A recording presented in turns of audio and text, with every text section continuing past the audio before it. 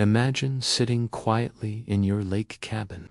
The wind is soft, the water outside is calm, and the only thing you can hear is the gentle sound of waves hitting the shore. Now imagine that peace being shattered. Your front door suddenly flies open. A woman storms inside without knocking, without permission, holding her phone up and snapping photos of everything. And then she says loudly, "This property is in violation of HOA regulations." But what she didn't know was that the man sitting calmly on the couch behind me worked for the state attorney's office. And within the next few minutes, everything she thought she could get away with was about to backfire in the worst possible way. My name is Mark Henderson. A few years ago, I finally got tired of the noise and chaos of city life. I had spent most of my adult life working long hours in a busy downtown office, constantly surrounded by traffic, deadlines, and people. So when the opportunity came to buy a small lake cabin a few hours outside the city, I took it immediately. The place wasn't huge, but it was perfect for me. Tall pine trees surrounded the property. The lake stretched out just beyond the backyard, and the mornings were unbelievably peaceful. Most weekends, I would sit on the deck with a cup of coffee, watching the sun rise over the water. Sometimes I'd go fishing. Sometimes I'd just enjoy the quiet. For the most part. But there was one small complication. Now, if you live in the United States, you probably already know what a homeowners association is. In theory, they exist to keep neighborhoods organized and maintain property standards. Things like making sure lawns are maintained, houses aren't painted neon green, and shared areas stay clean. In theory, that sounds reasonable, but in some neighborhoods, HOAs slowly turn into something else entirely. In our community, the HOA president was a woman named Karen Douglas, and Karen had a reputation. Everyone in the neighborhood knew her name, and not in a good way. She drove around the community almost every day, constantly looking for violations. If someone's grass was a little too long, they'd get a notice. If a boat trailer sat in a driveway too long, they'd get a fine. If someone installed lights or decorations without approval, they'd get a warning letter. She carried a clipboard like it was a badge of authority. People joked about her behind her back, but most residents tried to avoid any direct confrontation with her. Nobody wanted to deal with the constant letters, inspections, and fines that seemed to follow anyone who challenged her. Still, even with all that, there was a line most people assumed she would never cross. And one Saturday morning, she crossed it.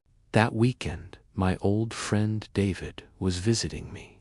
David and I had known each other since college. We hadn't seen each other in months. So we planned a quiet weekend at the cabin. Just some coffee, good conversation, and a chance to relax by the lake.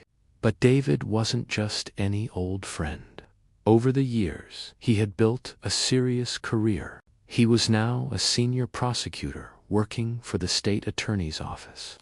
That morning, we were sitting in the living room, drinking coffee and looking out through the large windows toward the lake. The sunlight was reflecting off the water, and everything was calm. And then, suddenly, bang, the front door swung open so hard it slammed against the wall. Before I could even stand up, Karen Douglas marched straight into my house like she owned the place. No knock, no greeting, no permission. She walked in, holding her phone up, already taking pictures. Click, click. She didn't even look at me before she started talking.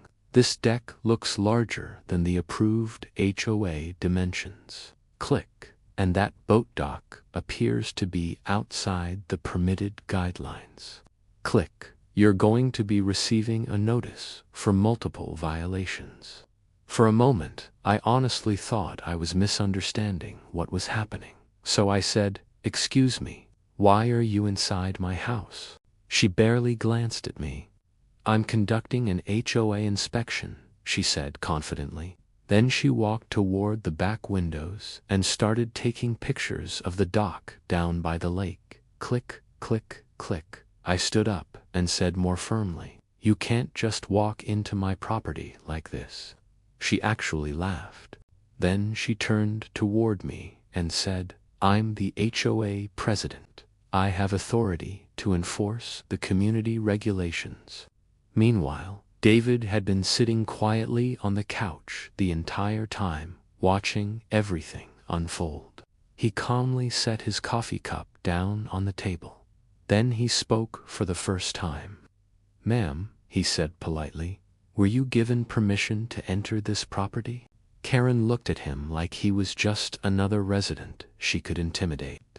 "The HOA doesn't need permission to inspect violations," she said. David nodded slowly. "Interesting," he replied. Then he stood up. He reached into his pocket, pulled out his wallet, and placed a small badge on the coffee table. "My name is David Reynolds," he said calmly. "I'm a senior prosecutor with the state attorney's office." The room went completely silent. Karen's confident expression disappeared almost instantly. David continued speaking in the same calm tone. "You've entered a private residence without permission," he said. "You've begun documenting the property with photographs, and you're claiming authority that allows you to conduct inspections inside someone's home." He paused for a moment. Then he looked directly at her. "Do you know what that can legally be considered?" Karen didn't answer. David finished the sentence for her. "Trespassing." Just a few minutes earlier, she had been shouting and issuing threats about fines. Now her voice sounded completely different. "Well, I didn't mean anything by it," she said nervously. "I was just enforcing HOA regulations." David nodded again. "HOA regulations do not override state law," he replied. "And they certainly don't give you the right to enter someone's home without consent." Karen quickly lowered her phone. She started tapping the screen and deleting the photos she had taken. "I think there's been a misunderstanding," she said quietly. "I simply pointed toward the front door. It's right there." She didn't argue. She didn't threaten fines. She didn't say another word. She walked straight out of the cabin and closed the door behind her. The entire encounter had lasted maybe 5 minutes, but it completely changed the atmosphere in our neighborhood. The following week, there was an HOA meeting. For the first time since I had moved into the community, Karen Douglas was unusually quiet. No lectures, no threats, no clipboard speeches. And 3 days later, every homeowner in the neighborhood received an email. Karen Douglas had officially stepped down as HOA president. Because at the end of the day, HOAs can create rules. They can send letters. They can issue fines, but they are not above the law. And sometimes, the people who try the hardest to act powerful are the same ones who go silent the moment the real law walks into the room.